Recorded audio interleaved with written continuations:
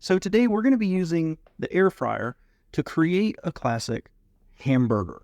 So this is really amazing. We do a lot of our cooking, especially during the warmer months, on a gas grill, but it's a little chilly and honestly I'm out of propane. We don't like just frying them on the stove, but the air fryer has been a wonderful compromise that cooks them, browns them, or blackens them on the outside and really makes them juicy on the inside.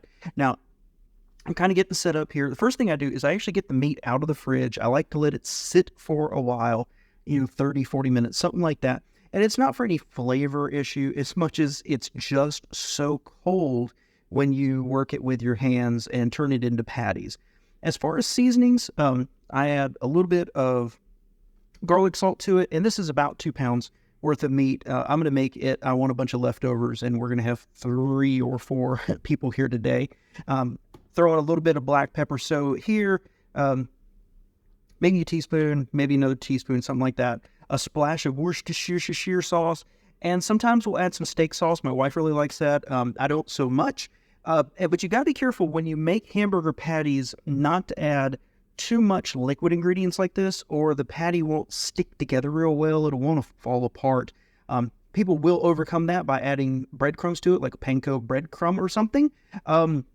I don't like to do that. I feel it makes it more complicated. So most of the time I stick some Worcestershire in there. Once in a while I'll add some red pepper flakes, but you can season it up however you want to. But this is the basics of what we do right here. All right, so I got all the ingredients in there. There is no measuring involved as far as I'm concerned. I just kind of slop some stuff in there. Now I'm going to work it around and then form it up into patties on this plate. You'll notice that the air fryer is actually running right now. I just finished washing it out from a previous meal.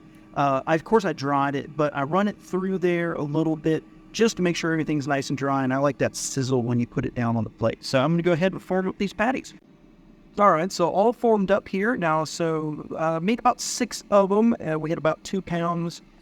So I guess that's about 1/3 of a pound each. I could have made a few more, but I want to make this big Mac Daddy one right here. I'm going to turn off the fryer. Go ahead and pull it out. And then literally you just set them in here. Today. How about that?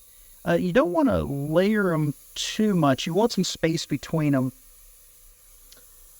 A little tighter than I'd like, but they should cook up just fine. Now, it's going to take about 15 to 16 minutes total. And you want to do this at 360. But what you want to do is you want to flip them about halfway through. So I'm going to set this for 8 minutes. And of course, your air fryer may cook at a different speed. So flip it, cook it about, 14-ish, 15 minutes, then take one out, cut it open, check it, see if it's to your level of doneness or not.